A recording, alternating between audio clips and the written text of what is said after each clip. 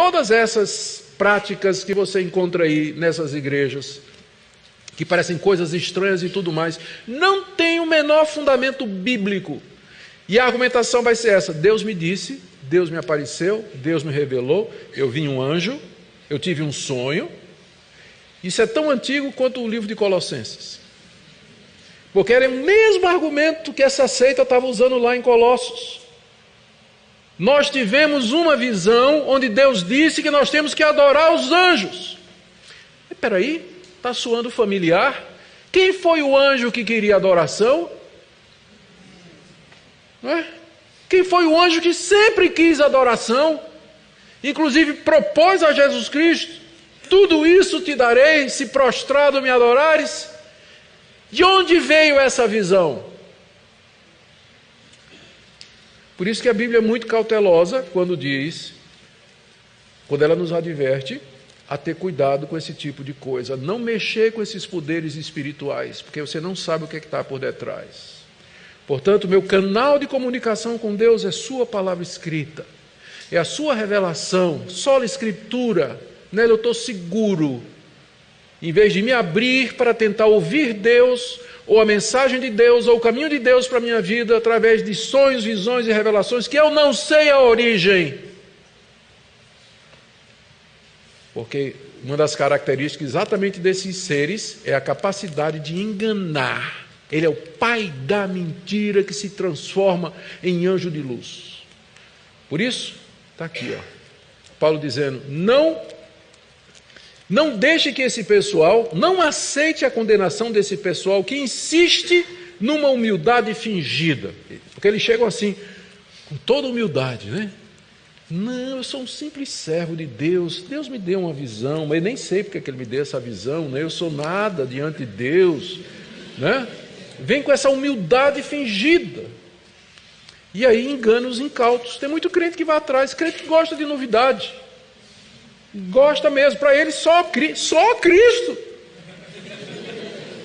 Né? Eles querem alguma coisa assim mais emocionante, alguma coisa que eles possam fazer alguma coisa e tudo mais. E aí quando aparece um falso profeta dizendo esse tipo de coisa, diz: era isso que eu estava esperando.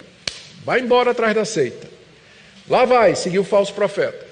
Como tem muitos hoje. O que é que falta? É o conhecimento do Evangelho. Um dos slogans mais perniciosos usados no meio evangélico é: a letra mata e o espírito vivifica. Tirado do contexto, talvez eu fale disso amanhã de manhã. O apóstolo Paulo, quando diz a letra mata e o espírito vivifica, não está fazendo um contraste entre doutrina, estudo, versus espiritualidade, piedade e plenitude do espírito. Ele está contrastando a antiga aliança e a nova. Duas coisas completamente diferentes. Entretanto, ao dizer isso, a letra mata e o espírito vivifica, existe uma rejeição ensinada por muitos líderes aos membros de suas igrejas, dizendo: não estudem doutrina, não leiam comentários, não pesquise a palavra de Deus, porque doutrina mata. Olha para as igrejas históricas e tradicionais. Eles podem ter um ponto, porque muitos teólogos bons que nos deram boa teologia eram áridos, eram secos, não tinham vida, às vezes não faziam nem, não estavam envolvidos no pastorado. Eu entendo a força desse argumento, mas esses homens estavam errados. Porque não existe dicotomia entre uma mente preparada, uma mente culta, que entende a palavra de Deus, que estuda a palavra de Deus, e um coração piedoso, cheio do Espírito Santo, que quer viver uma vida para Deus e viver uma vida de oração. Então não se deixa levar por essa piedade, por esse misticismo aí que está desprovido de fundamentação bíblica.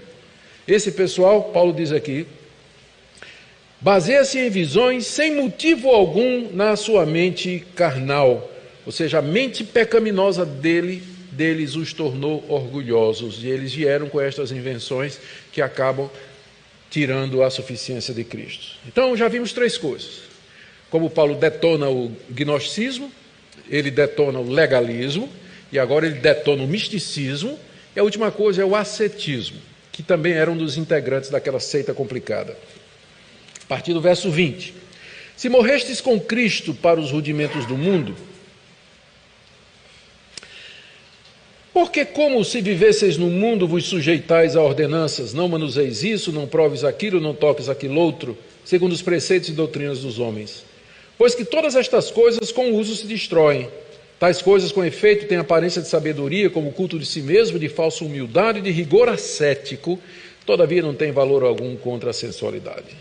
No verso 20, Paulo faz uma afirmação. Infelizmente, mas isso já vem sendo corrigido, tem uma expressão, essa palavrinha se aí, ela é a tradução de uma palavra grega que pode indicar às vezes dúvida de fato ou simplesmente uma afirmação.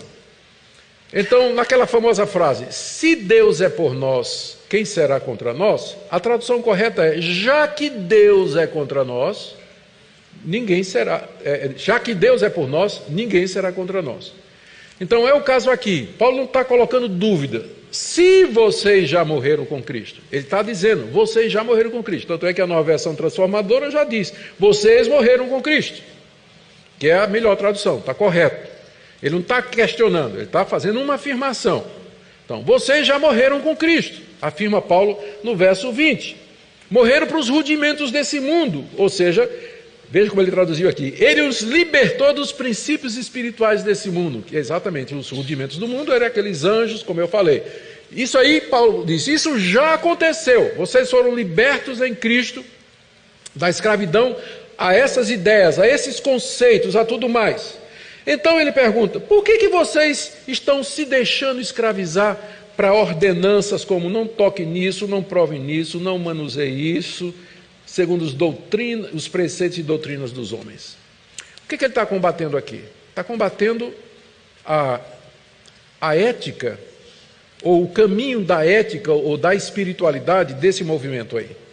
Como eu disse, se você acha que o mundo das ideias é o mundo da perfeição do espírito, e que o corpo ele está no andar de baixo, e ele é intrinsecamente mau, a sua espiritualidade passa necessariamente pela subjugação do seu corpo. Você tem que dominar seu corpo. E aí então os ascetas, era o nome que se dava às pessoas que acreditavam assim, eles tinham todo um programa de quebrar os desejos do corpo. Tem coisas que a gente tem que realmente mortificar, porque às vezes o apetite sexual ele é dirigido para a pessoa errada, no tempo errado e da forma errada. Então tem que mortificar mesmo. Mas, por exemplo, a vontade de comer, vontade de beber, a necessidade de dormir, de relaxar e tudo mais, são desejos ou são coisas necessárias, fazem parte da nossa estrutura. O asceta, ele nega ao corpo, inclusive o que é lícito, com o objetivo de quebrar o corpo, para que a alma, então, saia da prisão que ele representa.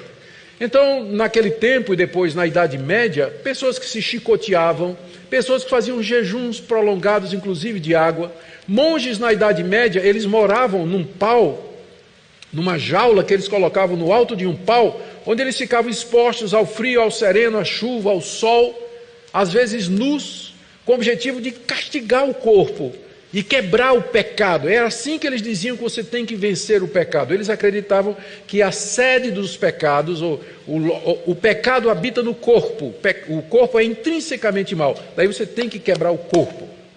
E foi essa a ideia que prevaleceu na Idade Média, daí que surge a doutrina da virgindade perpétua de Maria, porque dessa perspectiva, sexo é uma coisa ruim.